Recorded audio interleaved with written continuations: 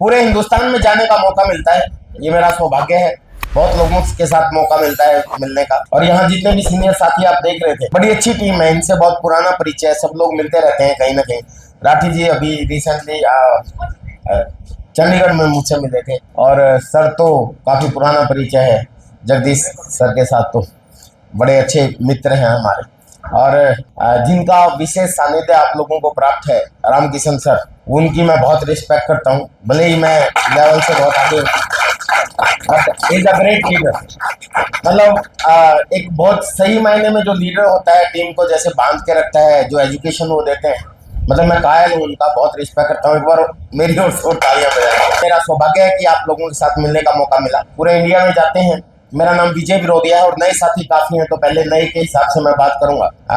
जींद हरियाणा का रहने वाला हूँ। एट प्रेजेंट दिल्ली एनसीआर में ही रहता हूँ मैं। जितना आप दिल्ली के इधर हो, इतना मैं दिल्ली के उस तरफ हूँ, दूसरी तरफ रहता हूँ। और बहुत जल्दी अभी अगले ही महीने, बल्कि इसी महीने, मार्च चल रहा है, इसी महीने में गुड़गांव में शिफ्ट होने वाला हूँ। क्योंकि कहा जाता है कि अपने जो सीनियर अपलाइन होते हैं, हम एजुकेशन में कई बार बोलते हैं ना कि संगत का असर होता है, ये सुनो।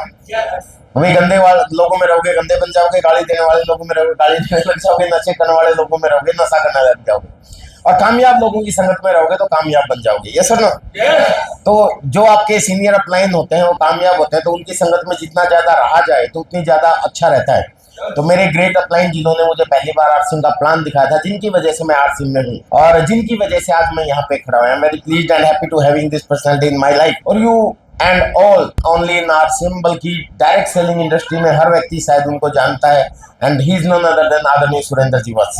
वो मेरे गुरु हैं, मेरे मेंटर हैं। उन्होंने ही मुझे पहली बार प्लान दिखाया था और उनसे बहुत कुछ सीखने का मौका मिलता है। और सौभाग्य है कि मैं बचपन से शुरू से उनका पड़ोसी भी हूँ और वो मेरे मित्र भी हैं, और वो गुड़गांव में हैं, आप सब लोग जानते हैं। तो फिर मैंने भी बड़ा पंगा लेने की सोचा कि भाई इतने बड़े लीडर अगर हमारे जीन छोड़ के, हमारे को छोड़ के यहाँ आ गए, तो हम उनके पीछे पीछे भागे, है ना। तो अभी रिसेंटली 5.5 करोड़ का घर उनके पड़ोस में मैंने लिया है और वहां पे मैं इसी महीने से।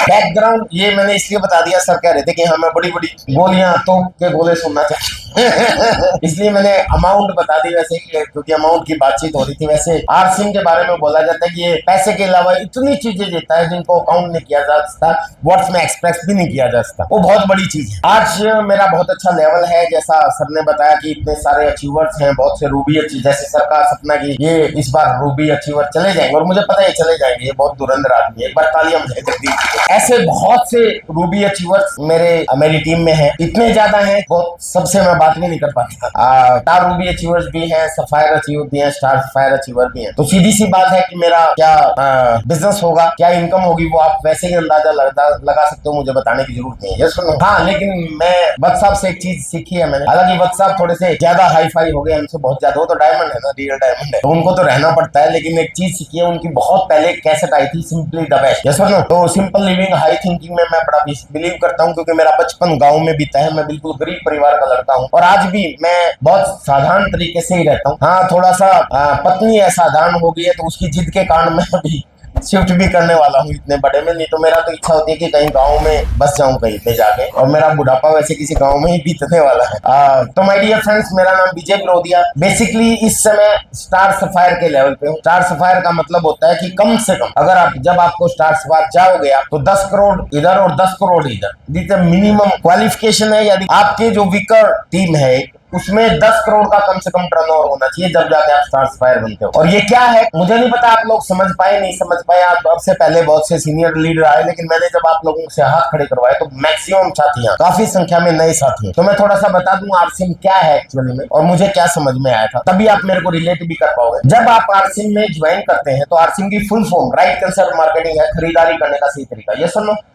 एक्चुअली ये क्या है कि हम एक एसोसिएशन, हम एसोसिएट बायर की एक एसोसिएशन है, यानी कि जो लोग बायर हैं, खरीदार, वो लोग एसोसिएट हो जाएं तो बहुत बड़ा काम है। बचपन से ही आपने किताबों में खूब पढ़ा होगा यूनियन स्ट्रेंथ, ये सुन लो, एकता में बल है, सुना है ना आप लोगों ने। यहाँ हर चीज की यूनियन है, लेकिन कभी खरीदारों की यूनियन नहीं बनी, ये सुन लो।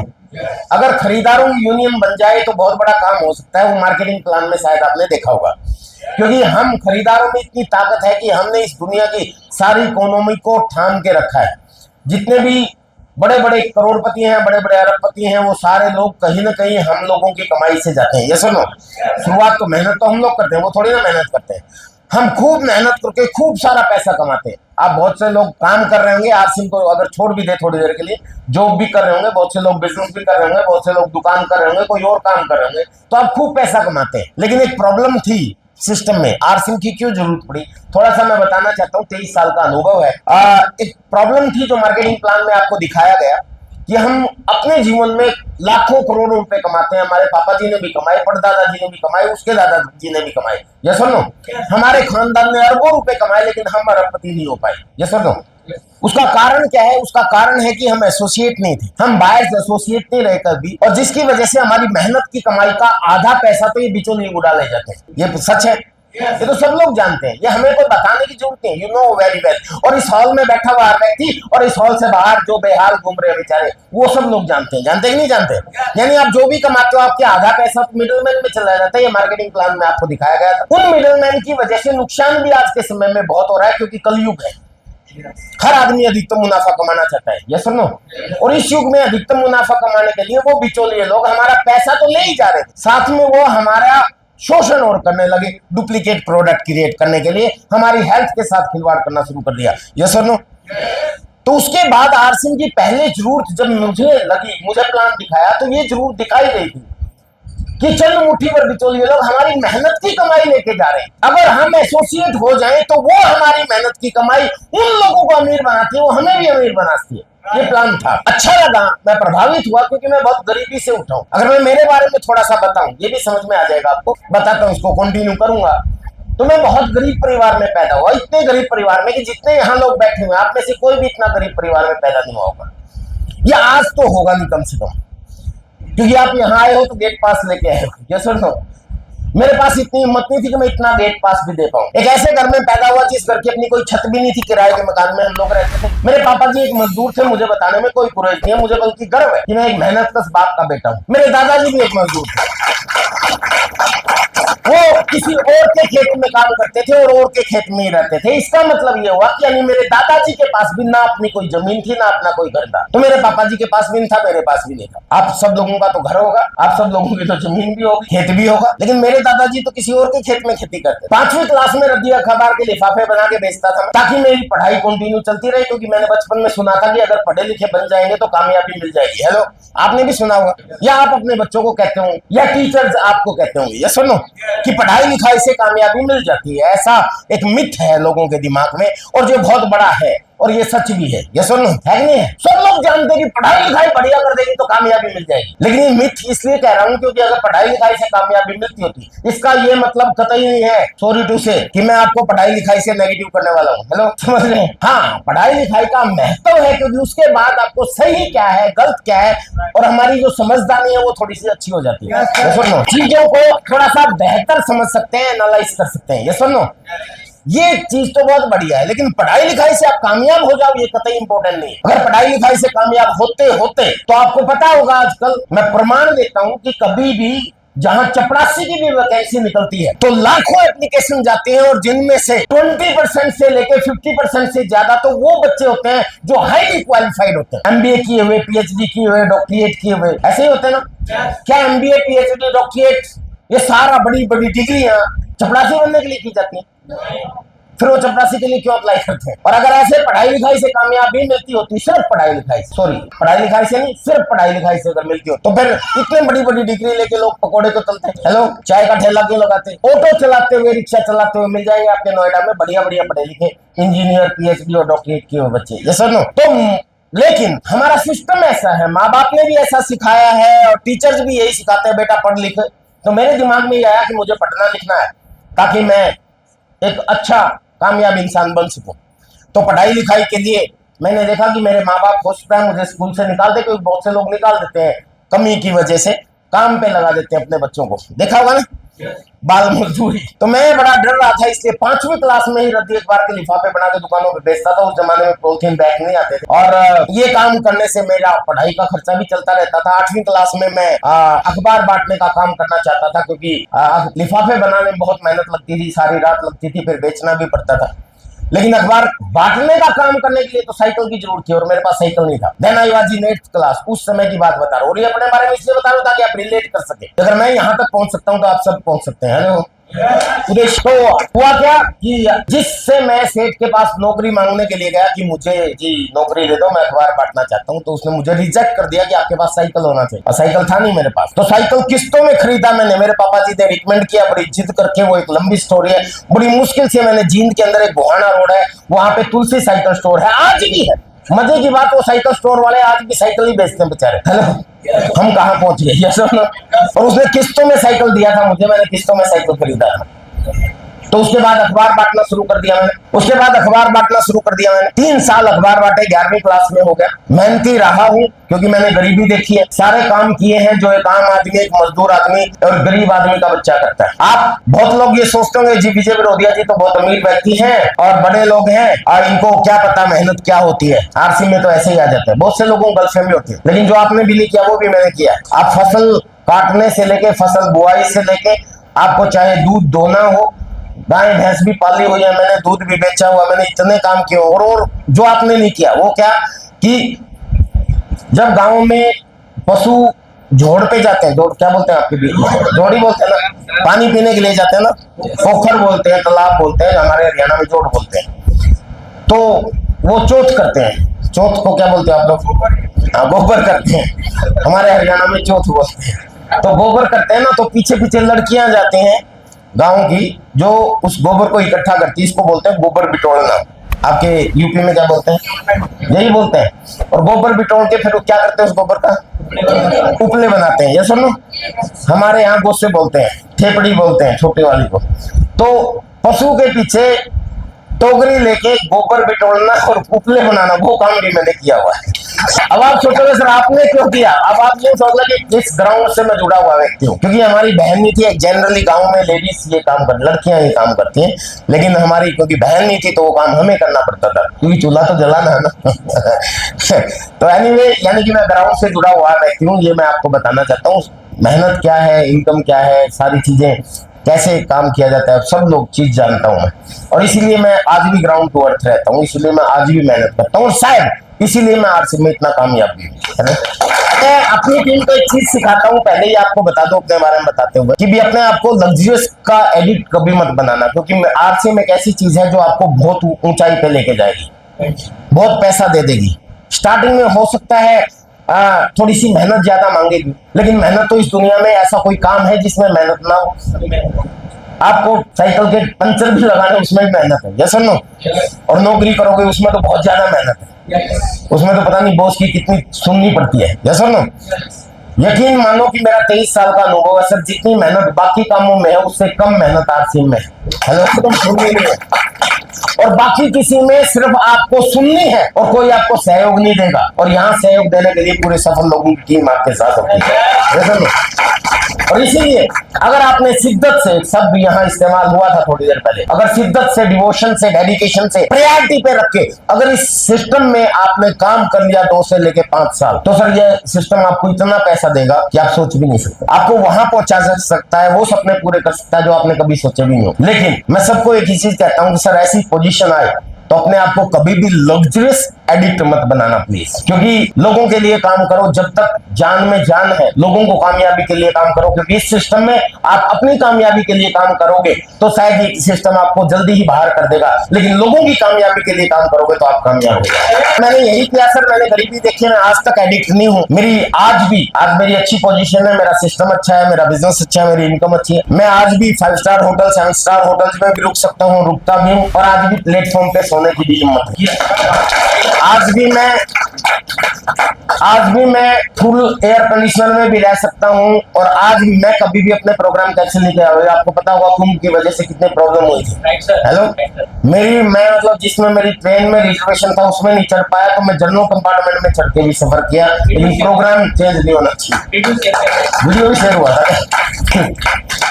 क्यों? क्योंकि मैंने गरीबी देखी है, क्योंकि जिस व्यक्ति ने, जिन लोगों ने तैयारी की है, जो लोग आए हैं, अगर वो हमसे मोटिवेट हो सकते हैं, तो अगर मैं एक दिन एक टांग पे खड़ा करके एक रात ना भी सो पाया और सफर कर पाया और उसकी वजह से कुछ लोगों के घर में अगर इनकम चली जाए, तो ये सबसे बड़ी जीत है।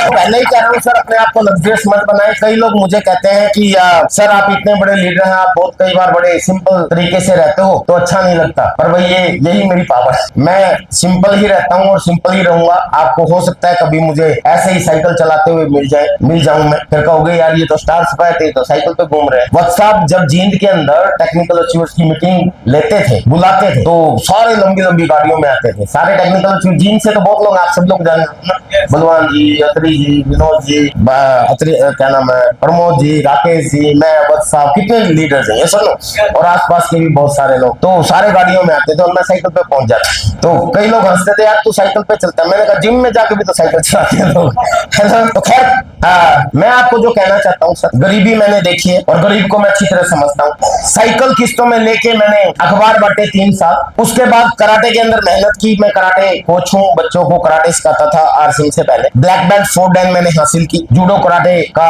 एक सेंटर चलाता था और हरियाणा का ही नहीं बल्कि इंडिया का बेस्ट सेंटर का खिताब भी मैंने पाया है। मेरे बच्चे नेशनल इंटरनेशनल टूर्नामेंट में मेडल जीत के आए। तो अच्छा, खूब अखबारों में, आर सिंह से पहले की बातें बता रहा हूं, अखबारों में भी खूब इंटरव्यू आते थे। डीसी की टेबल पे भी मेरा नाम रहता था, वो भी किसी को बुलाते थे तो मैं मतलब हमें भी as a Jind district karate association के सेक्रेटरी के रूप में मुझे भी बुलाया जाता था। लेकिन पैसे के मामले में बड़ा गड़बड़ था। पैसे के मामले में जो किस्तों में साइकिल खरीदा था वही था मेरे पास, और कुछ नहीं था। उसके बाद कंप्यूटर इंजीनियरिंग करने के लिए मैं दिल्ली चला आया। दिल्ली में मैं लोधी कॉलोनी में रहता था 3 साल। वहां पे लोधी गार्डन में मैं बच्चों को कराटे सिखाता था और हर रोज सुबह वहां से 14 किलोमीटर दूर संगम बिहार में मैं कराटे सिखाने के लिए जाता। 3 साल मैंने अपनी जिंदगी के ऐसे पास की और कुल मिला के विजय विरोधिया बिकेम में कंप्यूटर इंजीनियर, यानी कि मैं एक क्वालिफाइड पढ़ा लिखा व्यक्ति बन गया। आप में से बहुत से लोग होंगे और आपने भी पढ़ाई लिखाई की है, यस और नो। पढ़ाई लिखाई करने के बाद सबसे पहला उद्देश्य क्या होता है व्यक्ति का? जिस एजुकेशन सिस्टम से आपने पढ़ाई की है या पले बड़े हो, जो सीखा है उसी से मैंने सीखा। तो मैंने भी नौकरी की तलाश की, लेकिन ईमानदारी से बताइए क्या नौकरी आसानी से मिल जाती है? नहीं मिलती ना। तो मुझे भी आसानी से नहीं, क्योंकि नौकरी के लिए 3 क्वालिफिकेशन चाहिए होती है। पता है आपको? चेक, जैक या फिर आप टॉपर होने चाहिए। या तो ऐसे होने चाहिए कि हाँ सबसे टॉपर है तो आपको कोई भी कंपनी उठा के ले जाएगी, सुनो आपको जॉब दे देगी। तो टॉपर तो था ही नहीं, क्योंकि एवरेज स्टूडेंट था। चेक, जैक का क्या मतलब है? चेक का मतलब रिश्वत देने के लिए पैसा, हेलो, वो नहीं था मेरे पास। जैक का मतलब सिफारिश, वो भी नहीं थी मेरे पास। 1 साल खूब धक्के खाए, सब नौकरी नहीं मिली। आप में से बहुत से लोगों ने धक्के खाए होंगे तो नौकरी मिल गई होगी। कितने लोग नौकरी करने वाले हैं? काफी लोग हैं, धन्यवाद। आप जितने भी नौकरी करने वाले हैं सर, इन तीनों में से कोई ना कोई अच्छी क्वालिफिकेशन थी। या तो आप टॉपर थे, बढ़िया थे, ये सुनो तब मिल गई, या चेक था या जैक था, किसी भी कारण आपको नौकरी मिली। मुझे नहीं मिल पाई, तीनों में से कुछ भी नहीं था मेरे पास। और जब नौकरी नहीं मिलती तो आदमी क्या करता है?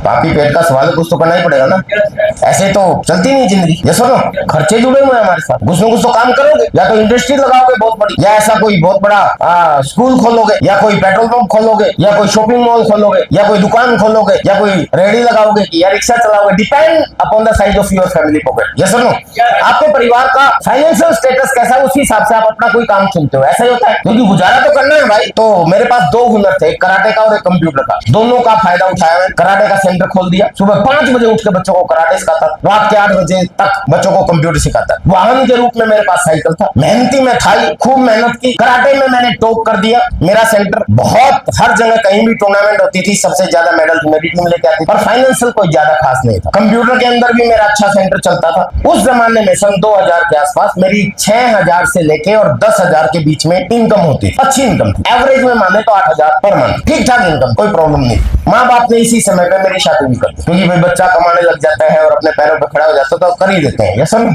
मेरा भी काम हो गया जैसे आप लोगों का हुआ है ना। लेकिन जब शादी हो जाती है तो सर और ज्यादा पंगा होता है। पता ना क्या होता है कि फिर एक और आ जाती है, फिर लिस्ट आती है आपके पास, 1 किलो दाल, 1 किलो चावल, 1 किलो नमक, 1 kilo lipstick, 1 kilo cream, 1 kilo powder. Madam खुश होगी, हाँ 1 किलो मंगाएंगे तो काम हो जाएगा बढ़िया। तो और भी रिस्पॉन्सिबिलिटी बन जाती है। तो मेरे साथ भी आई, पर जिंदगी ठीक ठाक चल रही, और चल क्या रही थी, कट रही थी जैसे आप लोगों की कट। क्योंकि मैक्सिमम लोग नए हैं इसलिए मैं अपनी स्टोरी बता रहा हूँ, और क्योंकि मैं पहली बार आया हूँ इसलिए मैं अपने बारे में थोड़ा ज्यादा टाइम, हर जगह इतना ज्यादा टाइम नहीं लेता। तो माय डियर फ्रेंड्स, असल में देखा जाए तो हम लोग जिंदगी काटते हैं, जीते नहीं। हेलो, चाहे आप जॉब कर रहे हो चाहे कुछ भी कर रहे हो, मतलब हम बंद जाते हैं और अपनी जिंदगी का मजा नहीं लेते, जीते नहीं। एक नौकरी करने वाला वो मुकेश जी बोलते हैं कि गधे की तरह हर रोज सुबह जाते हैं, शाम तक को आते हैं और सो जाते हैं। ये सुनो, टिफिन भरा, जगह खाली करके वापस आ गए। टीचर है, स्कूल में गया, बच्चों को पढ़ाया, फिर वापस आके फिर सो गया। अगले गया, बच्चों को पढ़ाया, फिर वापस आके सो गया। अगले दिन फिर गया, बच्चों को पढ़ाया, फिर वापस। मतलब जिंदगी में कोई चेंज नहीं, कोई रोमांस नहीं, कोई एक्साइटमेंट नहीं, कोई घूमना फिरना नहीं, कोई आनंद नहीं। वही चीज ऐसे ही आप कोई जॉब करते हो, कहीं गए, वही नौकरी, वही स्टाफ, वही चिक चिक, और फिर आगे सो गए। महीने के लास्ट में आपको शुरू में तनख्वाह मिल गई, उसके बाद लास्ट में आप फिर भिखमंगे बन गए। मतलब सॉरी टू से, लेकिन ऐसा कुछ रहता है जिंदगी। तो हम जिंदगी ऐसे ही काटते हैं, हम जीते नहीं है। और I was also cutting my life. मैं भी अपनी जिंदगी काट ही रहा था, जी नहीं रहा था, पर खुश था, जैसे हर व्यक्ति खुश था। अरे यार हाँ ठीक है, 8-10 हजार रुपए की इनकम है, बढ़िया है, फैमिली है,